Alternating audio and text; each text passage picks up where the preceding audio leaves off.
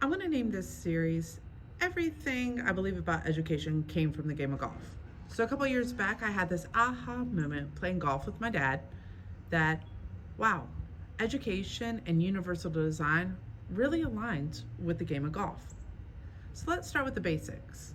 A golf course is 18 holes in length, and there's a goal number of strokes or swings that you want to take by the end of those 18 holes. And typically it's 72 strokes. Sometimes it's 73, sometimes it's 74. And each hole on a golf course is a different length, and par is set by the length of the hole. So let's say a shorter hole, I want to take 3 strokes, and that would give me par, or 3 swings.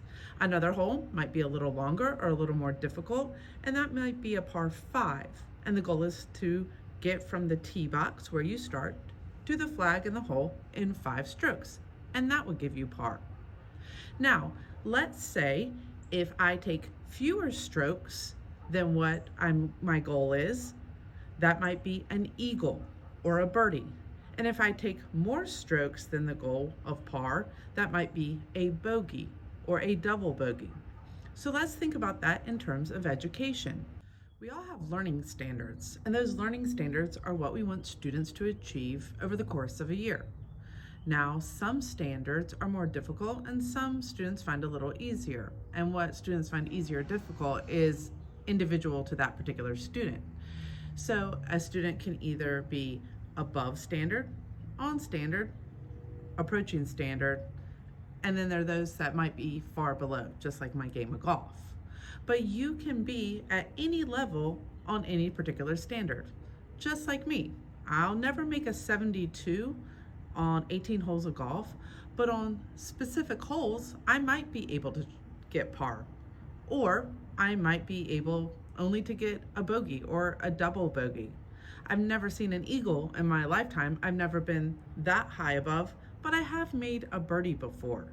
So similar to our standards of learning, like golf, we can be at different levels on different standards or at different holes. Now, golf wouldn't be a whole lot of fun if I was always going against my dad and we had the same goal and we had to take the same process to get to that goal, but we don't. In golf, I can choose what club I use to get me from point A to point B, and that's going to be a different club than what my dad uses. And then our tee boxes, our starting point at each hole is also going to be different. I'm going to be starting a lot closer than my dad is. So let's think about that in terms of education. Our students, although we're playing the same hole and we're playing the same round and game, how students get to that standard should look different depending on the student. And some of it should be student choice. I choose my club. They might choose their method or preferences in learning. And then some of it's set for us. I start at a specific tee box, and so does my dad, kind of by the design of the hole and the level of player. So this goes back to the idea behind universal design is that we are all trying to reach the same goal, but the process which we get there should be flexible from student to student. So if it's okay in the game of golf to have these natural scaffolds and accommodations, it's true in education as well.